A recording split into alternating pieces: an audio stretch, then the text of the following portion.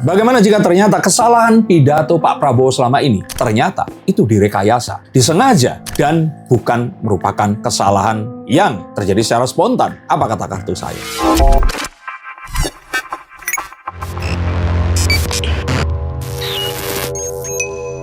Halo Sensikers, kembali berjumpa bersama saya Denny Darko. Tidak ada yang namanya misteri, yang ada adalah tanda-tanda yang kita semua coba untuk mengerti. Bagaimana jika ternyata hal spontan itu tadi diajarkan oleh Pak Jokowi? Mau lihat kartunya? Mari kita bahas. Oke, Mas Denny, Prabowo nomik, Pak Prabowo tanpa mic gitu. Cuma maksudnya pada akhirnya kan yang jadi sorotan di saat 17 dan momen kemarin 17 Agustus kemerdekaan kemarin dan juga pidatonya di sidang tahunan MPR DPR tidak terjadi blunder, alhamdulillahnya. Cuman sebenarnya ada blundernya kan. Oh, iya cuman maksudnya minor, nggak yang sampai menggegerkan kayak nuklir itu. Oh. Nggak segeger itu. Okay. Sampai membuat negara tetangga harus mengklarifikasi hal itu. Dan maksudnya di satu sisi juga kayak apalagi maksudnya kalau kita bilang sosok Pak Prabowo ini bukan sosok sembarangan, dimana dia pemimpin negara. Nah, menurut Mas Denny sendiri, apakah selama ini itu sebenarnya memang Pak Prabowo ini hanya berimprovisasi dan blunder dengan natural, atau mungkin jangan-jangan memang ada beberapa statement-statement atau segmen-segmen yang sengaja dia bikin, oh ini biar menarik perhatian masyarakat? Coba kalian googling apa yang dinamakan dengan cognitive warfare atau perang kognisi. Media sosial ini bukan tentang data lagi, bukan tentang fakta. Media sosial algoritmanya bergerak atas dasar perasaan. Orang kebanyakan dari mereka akhirnya menggunakan media sosial untuk memvalidasi apa yang mereka rasakan. Dan saat itu muncul, maka dia akan jatuh lebih dalam lagi dan mempercayai apapun itu. Meskipun bisa saja itu adalah sesuatu yang ditanamkan secara tidak bertanggung jawab dan sesuatu yang sejatinya keliru. Ditambah adanya efek internet bubble filter yang membuat kita akhirnya mendengarkan gema dari apa yang kita katakan dan orang-orang sekitar kita, echo chamber, dan membuat itu seakan-akan adalah kebenaran yang diucapkan oleh seluruh dunia. Padahal ini adalah sebuah kondisi yang diciptakan, dikondisikan dalam ruangan yang tertutup. Maka inilah yang sejatinya terjadi. Dan Pak Jokowi adalah pemimpin Indonesia pertama yang mengerti itu dan menggunakan dengan caranya. Caranya seperti apa? Dengan menghindari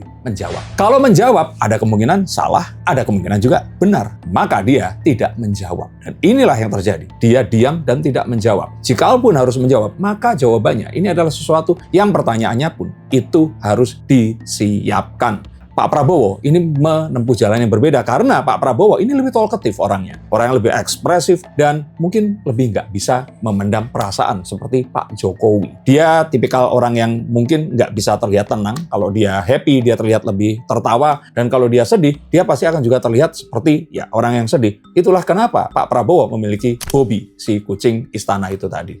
Bukan istana. Mana namanya? Hambalang.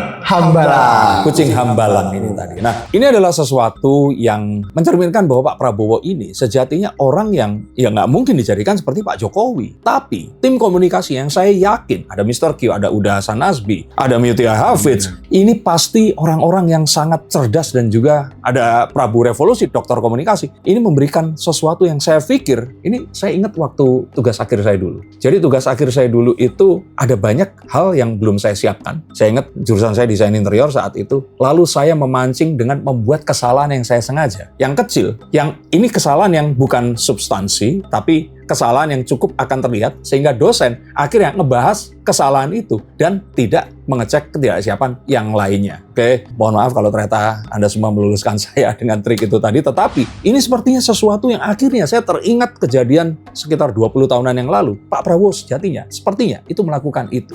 Jadi karena mengetahui bahwa algoritma ini akan terus bekerja dengan cara seperti itu, maka agar kesalahan-kesalahan yang lainnya ini tidak terlihat, beliau melakukan sebuah kesalahan dengan mengatakan 70.000 jadi 700.000 ya. Nah, hal seperti itu. Atau nuklir dan sebagainya. Akhirnya arahnya itu ke sana. Dan tidak menyerang substantif yang memang ya dalam kondisi seperti ini, in this economy, in this global chaos dan juga kondisi geopolitik yang semakin tidak menentu ini, di mana elit global masih belum menentukan mereka itu pengennya apa. Ini adalah sesuatu yang mungkin harus dilakukan. Oke, berarti keblunderan yang netizen sangka selama ini adalah itu terjadi secara organik, tapi ternyata ini adalah sebuah kesalahan yang disusun secara struktur. Menurut Mas Denny seperti itu? Kalau dibilang struktur dalam arti struktur beliau merehearse semuanya tidak, tapi bisa saja misalkan tim komunikasinya coaching dan nanti Pak, Bapak coba lakukan hal ini di sini seperti itu. Nah, maka inilah yang terus kemudian akan diakomodasi oleh media yang melakukan penyerangan seperti Tempo atau channel-channel YouTube-nya PDIP seperti itu. PDIP nggak berani nyerang Pak Prabowo, nyerangnya Jokowi. Ini adalah sesuatu yang akhirnya diamplifikasi, dibesarkan, dan akhirnya fokusnya ke situ. Dan mengapa ini yang dimainkan? Karena ya Pak Prabowo ternyata selama ini pun kemarin itu menang karena hal itu tadi. Apakah kalian ingat bahwa Pak Prabowo akhirnya mendapatkan sebuah titik balik simpati dari masyarakat saat Pak Prabowo diserang Mas Anies dan Mas Ganjar bareng-bareng. Masyarakat ada kasihan, mereka tidak akhirnya menanyakan dan juga mengaudit program secara detail, dan ya saya tahu programnya bagus, tapi ternyata implementasinya pun kan masih perlu diperbaiki. Tapi inilah yang terus kemudian muncul, bahwa ternyata emosi masyarakat itu ternyata diolah oleh algoritma, sehingga jika ternyata kita menguasai emosi itu,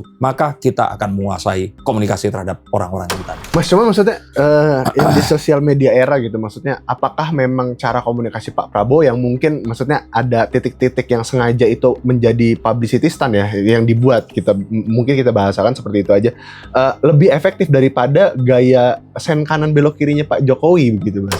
Iya, kalau dibilang efektif atau tidak, karena kalau seperti sulap ya sudah dilakukan satu trik yang itu kalau diulang lagi orang akan nebak. 10 tahun lah Pak Jokowi melakukan itu. Kalau terus dilakukan oleh Pak Prabowo, ya sulapnya akan ketahuan. Nah, saya pikir ini yang sejatinya sepertinya dibuat oleh para orang-orang yang ada di belakangnya ini tadi. Dan so far so good, semuanya baik-baik saja. Serangan-serangan dari ekonom-ekonom dan sebagainya yang masih tetap mengharapkan bahwa state capitalism ini tidak diperpanjang, diprolonging, ini ternyata nggak berhasil juga. Maka Pak Prabowo masih tetap mendapatkan dukungan dari masyarakatnya. Dan kalaupun ternyata kemarin survei menunjukkan bahwa beliau ini jatuh, itu bukan karena gaya komunikasinya. Ini lebih karena Febri Adriansyah itu belum dijelaskan itu duit punya siapa dan emasnya mau dibalikin ke siapa.